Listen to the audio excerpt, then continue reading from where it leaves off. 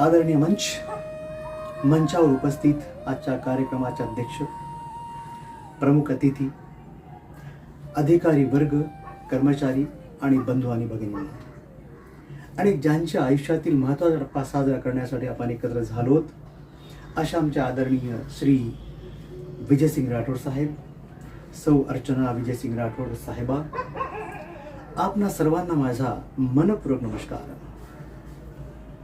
आजच्या प्रसंगाला जर बघितलं आपण, अतिशय भावनिक क्षणाचा प्रसंग आहे. सभागृहामध्ये टाळ्यांचा कडकडाट होत असेल, कित्येक लोकांच्या डोळ्यातून कृतज्ञतेचे अश्रू वाहत असतील, परंतु मी तिथे नसेल याची मला मनातून खूप खंत आहे. परंतु मी आपल्या पुढे मनाने उभा आहे. मला जी काही थोडी बहुत बोलण्याची संधी मिळाली, यातच मी माझा आनंद शोधतो आहे. मित्रांनो, राठोड साहेबांचा प्रवासाला जर आपण बघितलं असेल तर मला या दोन ओळीच्या माध्यमातून आपल्यासमोर मांडायचं आहे. रुखसत तो होंगे मगर यादें छोड़ जाएंगे, रुखसत तो होंगे मगर यादें छोड़ जाएंगे, हर दिल में अपनी पहचान छोड़ जाएंगे. राठोड साहेबांचा हा संपूर्ण प्रवास या दोन लाईनमध्ये गुंफला गेलेला आहे. राठोड साहेबांची माझी फार जुनी ओळख नाही.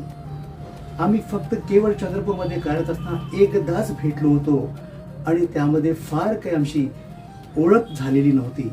मात्र जेव्हा 2022 मध्ये ते मुख्य अभियंता म्हणून रुजू झाले होते आणि ज्या प्रकारे ते कर्मचाऱ्यांमध्ये मिसळत होते, ते पाहून माझ्या मनात एकच विचार आलेला होता की वा, आता खऱ्या अर्थानं भुसावळच्या कर्मचाऱ्यांना तो मुख्य अभियंता लाभला होता जो त्यांना अपेक्षित होता. पण केवळ अपेक्षित मुख्य अभियंता लाभला म्हणून लोक कल्याणकारी कार्य त्यांनी केलं असं म्हणता येणार नाही. लोक कल्याणकारी कार्य करत असताना सुद्धा त्यांनी कंपनीच्या हिताला कधी बाधा येऊ दिली नाही. आणि याचा तेव्हा प्रत्यय आला जेव्हा संचालक मंडळाला असं वाटायचं, संचालक मंडळाकडे प्रश्न निर्माण व्हायचे की या प्लॅनची कार्यक्षमता कशी वाढवायची. तर तेव्हा मात्र नाव कोणाचं यायचं तर ते केवळ आणि केवळ विजयसिंग राठोड साहेबांचंच यायचं. मग तो प्लांट भुसावळचा असो, मग तो प्लांट कुऱ्हाडीचा असो, मग तो प्लांट खापरखेडाचा असो किंवा तो चंद्रपूरचा असो, नाव एकच यायचं, ते म्हणजे विजयसिंग राठोड साहेब. हा विश्वास होता कोणाचा? संचालक मंडळाचा. आणि हा विश्वासच एक अभिमानाची गोष्ट आहे. एक प्रकारे विजयसिंग राठोड साहेबांना दिलेलं महानिर्मितीनं मोठं पारितोषिक आहे. राठोड साहेबांनी केवळ पद भूषवली नाहीत, त्यांनी त्या पदाला अर्थ दिला. राठोड साहेबांनी प्रकल्प सांभाळला नाही, तर त्या प्रकल्पातून माणसं घडवलीत.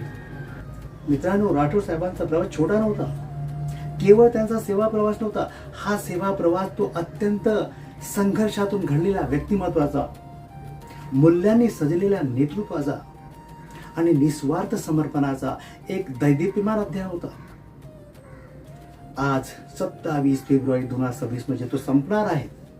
हा संपणार जरी असला तरीही त्यांनी दिलेला आत्मविश्वास, घडवलेली माणसं, रुजवलेली कार्यसंस्कृती, या तिन्ही बाबी महानिर्मितीला एक आन बान शान म्हणून सदैव कार्यरत राहतील.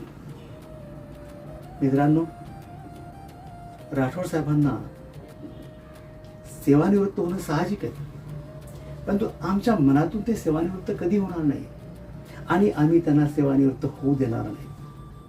कारण त्यांनी केलेली कार्य हे आमच्या सदैव स्मरणात राहील. मित्रांनो, राठोड साहेबांनी जी शिखर आतापर्यंत गाठली, जे यश त्यांनी संपादन केलं, केवळ ते एकट्याचं यश नव्हतं. त्या यशामध्ये जेवढा त्यांच्या टीमचा सहभाग होता, त्याही पेक्षा जास्त त्यांच्या अर्धांगिनीचा होता. कधीही त्यांचं सहकार्य नसतं तर आज ही शिखरं जी गाठली त्यांनी, या शिखरावर पोहोचू ते कधी शकले नसते. म्हणून त्यांना सुद्धा माझा मानाचा मुजरा. अर्चना बहिणी ह्या केवळ गृहिणी नसून त्या अत्यंत सुंदर गायिका आहेत. त्यांना गायनाचा अत्यंत वेड आहे आणि याच गायनाचं प्रतिबिंब आमच्या राठोड साहेबांना सुद्धा उमटलेलं आहे. पण एक गोष्ट लक्षात घेतली पाहिजे मित्रांनो, की आयुष्यामध्ये प्रोफेशनल कार्य करत असताना आपल्यासोबत असा कुठला ना कुठला विरंगुळा असला पाहिजे ज्यामुळे आपल्या मनाला शांती मिळेल. आणि तोच विरंगुळा त्यांनी आपल्या गायनातून शोधलेला आहे. त्यानंतर सुंदर गायला लागले.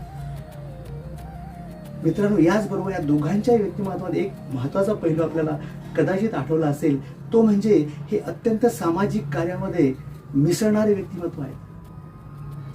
कधीही समाजापासून दूर झाले नाही. मग ते कर्मचाऱ्यांचे कार्यक्रम असो किंवा त्यांच्या समाजाचे कार्यक्रम असो किंवा इतर समाजाचेही कार्यक्रम असो, त्यांनी स्वतःला कधी दूर ठेवले नाही. अशी कर्मठ निष्ठावान जोडी आज आपल्या या महारिद्र सेवेतून दूर होत आहे. याचं थोडं दुःख नक्की आहे.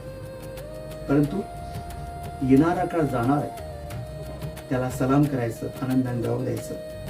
परंतु या कर्मनिष्ठ व्यक्तीला, कर्मनिष्ठ जोडीला मला शेवटी एकच म्हणता येईल कि कुछ लोग पदों से नहीं अपने कर्मों से बड़े होते हैं. कुछ लोग पदों से नहीं अपने कर्मों से बड़े होते हैं. वो जहाँ भी रहे अपने होने का असर छोड़ जाते हैं. वो जहाँ भी रहे अपने होने का असर छोड़ जाते हैं. त्यांच्या पुढील आयुष्याकरता, निरोगी आयुष्याकरता, उरलेल्या स्वप्नांकरता ईश्वरचरणी प्रार्थना करतो की त्यांचे सर्व स्वप्न पूर्ण हो, एवढं बोलतो आणि माझ्या शब्दांना विराम देतो. धन्यवाद.